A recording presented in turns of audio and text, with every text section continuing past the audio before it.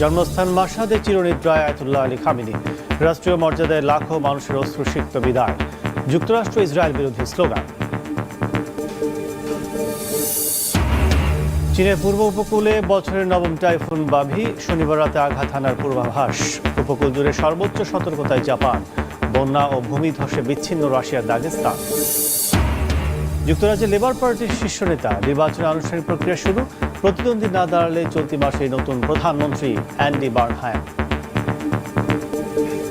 লাখো মানুষের অশ্রুসিক্ত বিদায় আর রাষ্ট্রীয় মর্যাদায় জন্মস্থান মাশহাদে চিরনিদ্রায় শায়িত হলেন ইরানের প্রয়াত সর্বোচ্চ নেতা আয়াতুল্লাহ আলী খামেনি।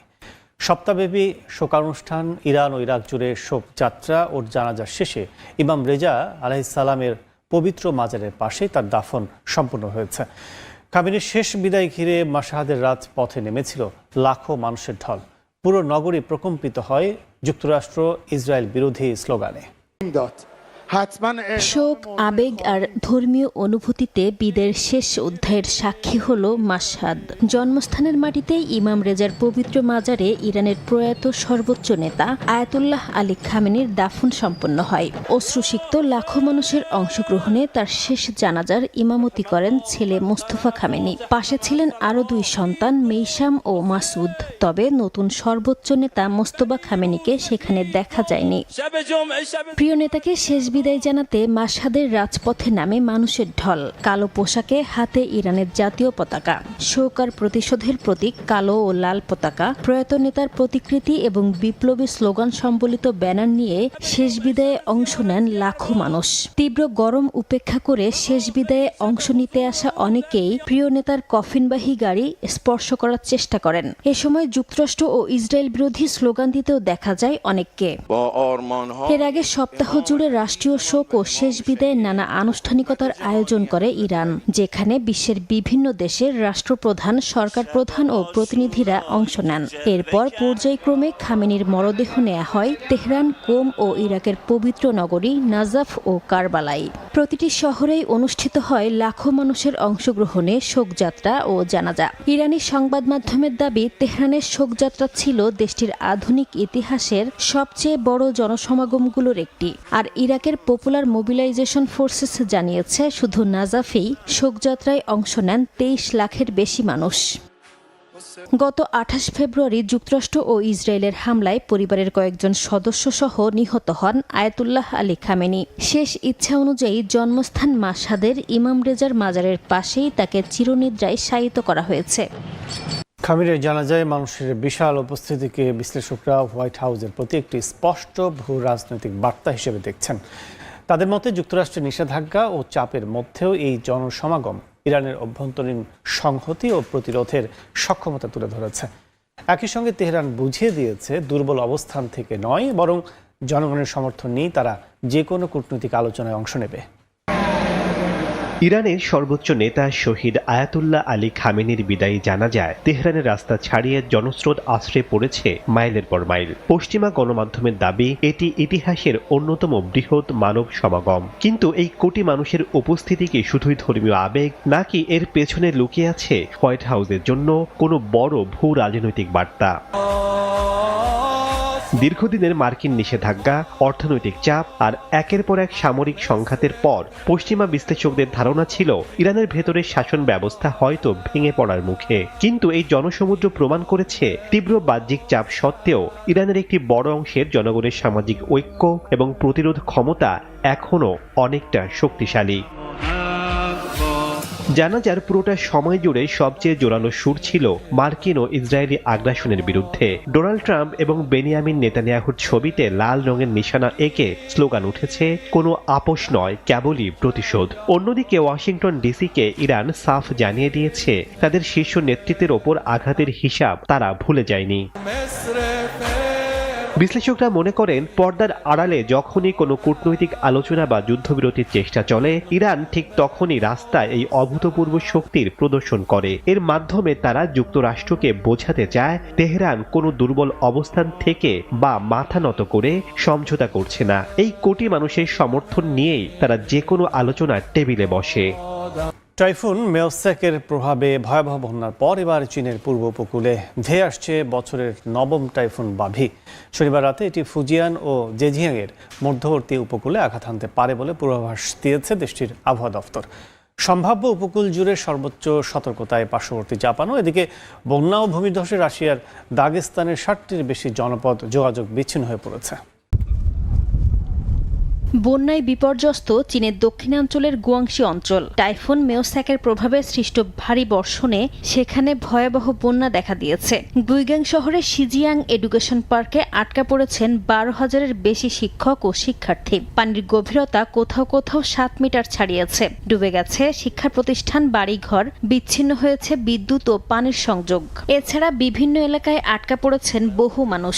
এমন পরিস্থিতিতে আটকে পড়াদের উদ্ধার অভিযানে নেমেছে একাধিক সরকারি সংস্থা। নৌকা ও রাবারের তৈরি ডিঙি ব্যবহার করে সবাইকে সরিয়ে নেওয়ার কাজ চলছে। কর্মকর্তারা বলছেন, বিপুল সংখ্যক মানুষকে নিরাপদ স্থানে নেয়াই এখন সবচেয়ে বড় চ্যালেঞ্জ। এদিকে চীনের পূর্ব উপকূলে ধেয়ে আসছে বছরের নবম টাইফুন বাভি। শক্তিশালী এই ঝড় মোকাবিলায় ফুজিয়াং ও ঝেজিয়াং প্রদেশে জরুরি প্রস্তুতি জোরদার করা হয়েছে। দ্বিতীয় সতর্কতা জারি করেছে দেশটির আবহাওয়া দফতর। শনিবার রাতে শক্তিশালী টাইফুন হিসেবে ফুজিয়াংয়ের ফুচিং ও ঝেজিয়াংয়ের ওয়েনলিংয়ের মধ্যবর্তী উপকূলে আঘাত হানতে পারে বাভি। ঝড়ের প্রভাবে এরই মধ্যে নদীর পানি বাড়তে শুরু করেছে। এমন পরিস্থিতিতে নৌযান চলাচলে সতর্কতা জারি করে বিপজ্জনক পণ্যবাহী জাহাজগুলোকে নিরাপদ স্থানে সরিয়ে নেওয়া হচ্ছে। বাভির প্রভাব পড়তে পারে এমন আশঙ্কায় সতর্ক অবস্থান নিয়েছে জাপান। দেশটির দক্ষিণাঞ্চলীয় দ্বীপ ইশিগাকিতে আঘাত হানার আশঙ্কা থেকে বাড়িঘর ও দোকানপাট আরও মজবুত করার চেষ্টা করছেন স্থানীয়রা। বাতিল করা হয়েছে কয়েক ডজন ফ্লাইট। সৈকতের পাশাপাশি সাময়িকভাবে বন্ধ রয়েছে ফেরি চলাচলও। অন্যদিকে রাশিয়ার দক্ষিণাঞ্চলের দাগেস্তানেও ভারী বৃষ্টিতে সৃষ্ট বন্যা ও পাহাড় ধসে যোগাযোগ বিচ্ছিন্ন হয়ে পড়েছে 60টির বেশি জনপদ। প্রায় 36,000 মানুষ বিদ্যুৎহীন হয়ে পড়েছেন। উলুচাই নদীর পানি বেড়ে একটি বাঁধ ভেঙে গেছে। ক্ষতিগ্রস্ত হয়েছে বহু সড়ক। এতে ভোগান্তিতে পড়েছেন দেশটির বাসিন্দারা। অধিকৃত পশ্চিম তীরে হামলা আরও জোরদার করেছে ইসরায়েলি বাহিনী। বৃহস্পতিবারও গুলিবিদ্ধ হয়েছে 2 জন। দখলদারদের আগ্রাসনে গাজায় আরও 6 ফিলিস্তিনি নিহত হয়েছেন। আর গত 48 ঘন্টায় গাজায় প্রাণহানি বেড়ে দাঁড়িয়েছে 15 জনে। এই অবস্থায় গাজা ইস্যুতে লেবার পার্টির আগের অবস্থানের জন্য দুঃখ প্রকাশ করেছেন যুক্তরাজ্যের পরবর্তী প্রধানমন্ত্রীর দৌড়ে এগিয়ে থাকা অ্যান্ডি বার্নহ্যাম। যুদ্ধবিরতির পরও গাজায় প্রতিদিন ঝরছে প্রাণ। স্থানীয় সময় বৃহস্পতিবার ইসরায়েলি ড্রোন হামলা ও গুলিবর্ষণে বেশ কয়েকজন ফিলিস্তিনি নিহত হয়েছেন বলে জানিয়েছে গাজার সিভিল ডিফেন্স ও স্বাস্থ্য কর্তৃপক্ষ। নুসেইরাত শরণার্থী শিবিরে একটি ড্রোন হামলায় কয়েকজন প্রাণ হারিয়েছেন বলেও খবর পাওয়া গেছে। এছাড়া হামাসের মুখপাত্র হাজেম কাশেমকে বহনকারী একটি গাড়ি লক্ষ্য করে চালানো হামলায় তার দেহরক্ষী নিহত হন। তবে হামাস নেতা কাশেম ওই গাড়িতে ছিলেন না। গাজার স্বাস্থ্য মন্ত্রণালয়ের তথ্য মতে 2023 সালের অক্টোবর থেকে শুরু হওয়া ইসরায়েলি অভিযানে এখন পর্যন্ত নিহত হয়েছেন 73,000-এর বেশি ফিলিস্তিনি। আহত হয়েছেন প্রায় 1,74,000। গত বছরের অক্টোবর থেকে কার্যকর যুদ্ধবিরতির পরও প্রাণ হারিয়েছেন 1,000-এর বেশি। এদিকে ওষুধ ও চিকিৎসা সরঞ্জামের তীব্র সংকটে প্রায় অচল হয়ে পড়েছে উপত্যকার পরীক্ষাগার ও ব্লাড ব্যাংক। স্বাস্থ্য মন্ত্রণালয় সতর্ক করে বলেছে, জরুরি সরবরাহ না পৌঁছালে এসব সেবা পুরোপুরি বন্ধ হয়ে যেতে পারে। অধিকৃত পশ্চিম তীরে অভিযান, হামলা ও ধ্বংসযজ্ঞ আরও জোরদার করেছে ইসরায়েলি বাহিনী ও বসতি স্থাপনকারীরা। ফিলিস্তিনি বার্তা সংস্থা ওয়াফা জানিয়েছে, রামাল্লার আল মুগাইরি এলাকায় ইসরায়েলি সেনাদের অভিযানে কয়েকজন ফিলিস্তিনি গুলিবিদ্ধ হয়েছেন। তল্লাশির নামে বাড়িতে ঢুকে কয়েকজনকে মারধর করারও খবর শোনা গেছে। নাবালুসের ইয়ানুন গ্রামে একমাত্র প্রাথমিক বিদ্যালয়টি গুড়িয়ে দেয় ইসরায়েলি বসতি স্থাপনকারীরা। এদিকে গাজায় যুদ্ধ নিয়ে লেবার পার্টির শুরুর দিকের অবস্থানের জন্য দুঃখ প্রকাশ করেছেন যুক্তরাজ্যের পরবর্তী প্রধানমন্ত্রীর দৌড়ে এগিয়ে থাকা অ্যান্ডি বার্নহ্যাম। তিনি বলেন, শুরুতে দলটি সঠিক অবস্থান নিতে পারেনি, তবে ফিলিস্তিনিদের বিরুদ্ধে ইসরায়েল গণহত্যা চালিয়েছে এমন অভিযোগ করতে অস্বীকৃতি জানিয়ে তিনি বলেন, যুদ্ধাপরাধ সংঘটিত হওয়ার অনেক প্রমাণ রয়েছে। এ বিষয়ে চূড়ান্ত সিদ্ধান্ত নেওয়ার দায়িত্ব আন্তর্জাতিক আদালতের। অন্যদিকে গাজার কামাল আদওয়ান হাসপাতালের পরিচালক ডাক্তার হুসাম আবু সাফিয়ার মুক্তির দাবিতে একাত্মতা প্রকাশ করেছে ফ্রান্স।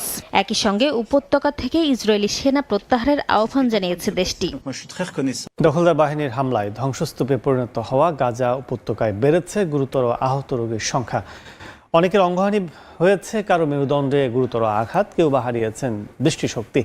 তীব্র চিকিৎসা সংকটে ধুঁকতে থাকা উপত্যকার এসব মানুষের স্বাভাবিক জীবনে ফেরার শেষ ভরসা পুনর্বাসন কেন্দ্রগুলো। তবে সেসব কেন্দ্রে যেতেও পড়তে হচ্ছে নেতানিয়াহু বাহিনীর হামলার মুখে। গুরুতর আহত এসব রোগীদের বিদেশে চিকিৎসার সুযোগ নিশ্চিতের আহ্বান হাসপাতাল কর্তৃপক্ষের। গাজার স্বাস্থ্য ব্যবস্থাকে পুরোপুরি ধসিয়ে দিয়েছে ইসরায়েলি বাহিনীর চরম বর্বরতা। যুদ্ধবিরতির পরও আন্তর্জাতিক সহায়তা প্রবেশে দেয়া হচ্ছে বাধা। এর জেরে হাসপাতালগুলোতে চিকিৎসা সরঞ্জাম ঔষধের ঘাটতি ভয়াবহ আকার ধারণ করেছে। দখলদার সেনাদের হামলা থেকে বেঁচে ফিরলেও যুদ্ধাহত হাজারো মানুষের দীর্ঘমেয়াদী পুনর্বাসনই এখন সবচেয়ে বড় চ্যালেঞ্জ। খান ইউনিসে ফিলিস্তিন রেড ক্রিসেন্ট সোসাইটির পুনর্বাসন কেন্দ্রে প্রতিদিনই ভিড় করছেন শিশু থেকে শুরু করে নানা বয়সী রোগীরা, যেখানে শারীরিক থেরাপির পাশাপাশি মানসিক সহায়তা পাচ্ছেন তারা। তবে অনেকের অভিযোগ প্রয়োজনের তুলনায় সেবার পরিধি খুবই সীমিত। এখানে যারা আছে সবাই যুদ্ধে আহত হয়েছেন, কেউ পক্ষাঘাতে ভুগছেন, আবার কারো মেরুদণ্ডে গুরুতর আঘাত লেগেছে। দুঃখজনকভাবে তাদের বেশিরভাগই শিশু ও তরুণ। হাসপাতাল কর্তৃপক্ষ বলছে প্রয়োজনীয় ফিজিওথেরাপি সরঞ্জামের সংকট চরমে পৌঁছেছে। একই সঙ্গে গাজার বিভিন্ন এলাকা থেকে রোগীদের স্বাস্থ্যকেন্দ্রে পৌঁছাতেও নানা বাধার মুখে পড়তে হচ্ছে।